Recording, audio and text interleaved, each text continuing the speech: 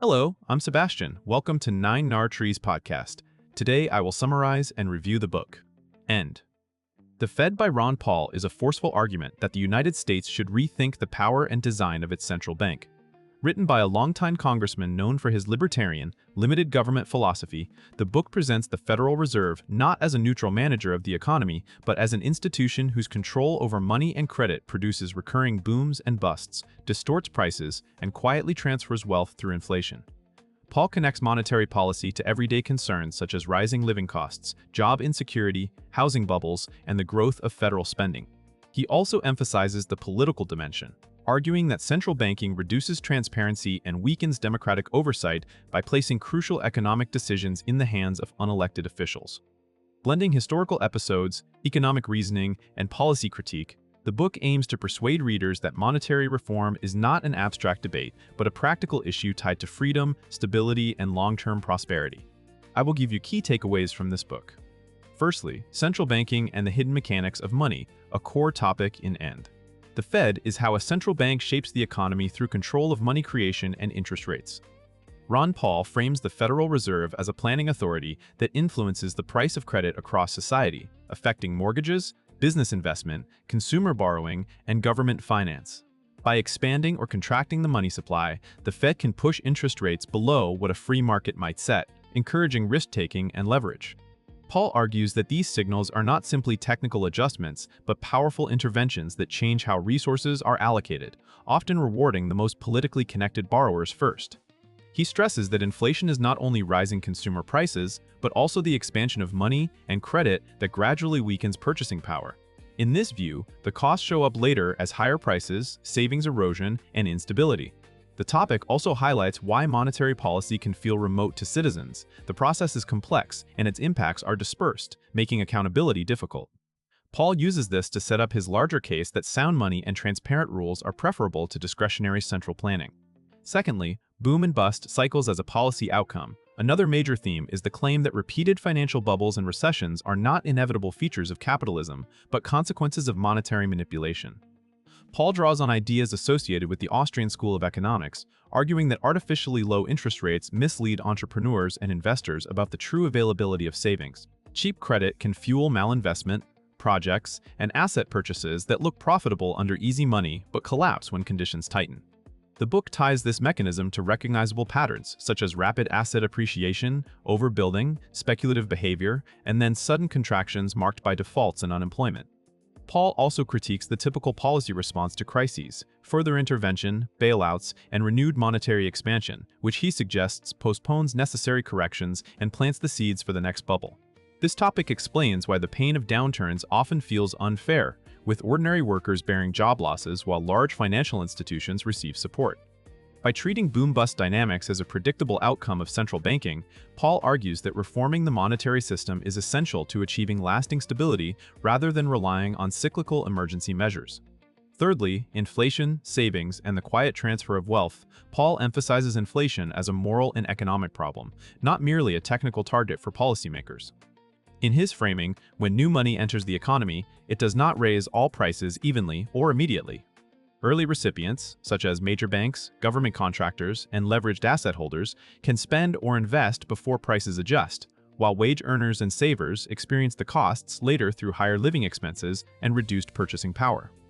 This topic positions inflation as a form of hidden taxation that can discourage thrift, punish fixed-income households, and encourage speculative behavior over long-term saving.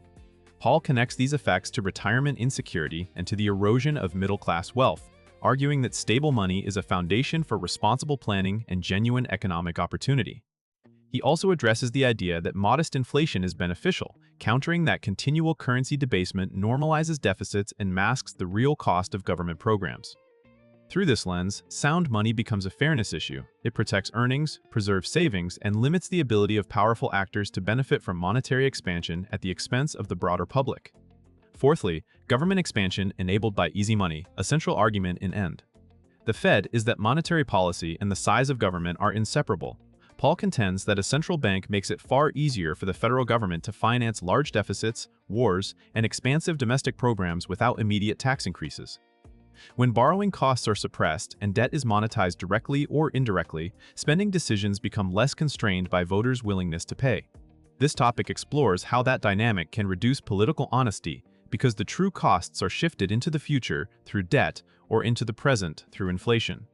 Paul also connects central banking to the growth of financial regulation and government market interventions, suggesting that each crisis caused by credit bubbles invites new layers of policy responses. The book portrays this cycle as self-reinforcing. Intervention contributes to instability. Instability justifies further intervention. By highlighting how easy money can blur the boundary between public finance and monetary management, Paul argues for reforms that restore fiscal discipline. In his view, limiting the Fed is not only about economics, but about re-establishing constitutional-style constraints on government power. Lastly, reform paths, transparency, sound money, and competing currencies. The book does not only criticize the Federal Reserve, it points toward reforms that would reduce discretionary monetary control. Paul advocates stronger transparency and oversight as immediate steps, arguing that citizens and lawmakers should be able to scrutinize the Fed role in crises, lending facilities, and relationships with major financial institutions. Beyond auditing, he discusses structural alternatives often associated with sound money thinking, a currency anchored by a commodity standard, rules-based monetary policy, or an environment where competing currencies can emerge. The unifying goal is to limit the ability of any single institution to expand money and credit for political purposes. Paul presents these options as ways to restore market-based price signals, promote savings, and reduce the likelihood of large systemic bubbles. This topic also addresses practical objections, such as the fear that removing central bank control would create chaos. Paul counters by arguing that predictability and discipline come from clear constraints, not from discretionary fine-tuning. Whether or not readers agree with every proposal, the book uses reform as a lens to debate what money should be for, stability, trust, and voluntary exchange rather than policy experimentation. In conclusion, End the Fed is best suited for readers who want to understand monetary policy beyond headlines, including students, investors, entrepreneurs, and citizens concerned about inflation, debt, and financial crises. It is also a strong fit for anyone interested in libertarian political economy or in the relationship between government power and the currency. The book can benefit a reader's life by providing a framework to interpret rising prices, interest rate changes, and market bubbles as connected outcomes rather than isolated events. That perspective helps readers evaluate policy debates, manage expectations about risk, and think more critically about savings and long-term planning.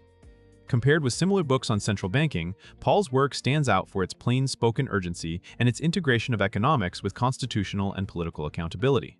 Instead of treating the Fed as a purely technical institution, he argues that it shapes incentives, concentrates power, and affects fairness across society. Even readers who disagree will find a clear thesis, a coherent set of concerns, and reform ideas that spark productive debate. If you want an accessible, principled critique of central banking with real-world implications, it is worth buying. If you would like to support Ron Paul, you can buy the book through the Amazon link I've provided in the podcast description. After reading the book, please let me know what you think and share your thoughts. See you around.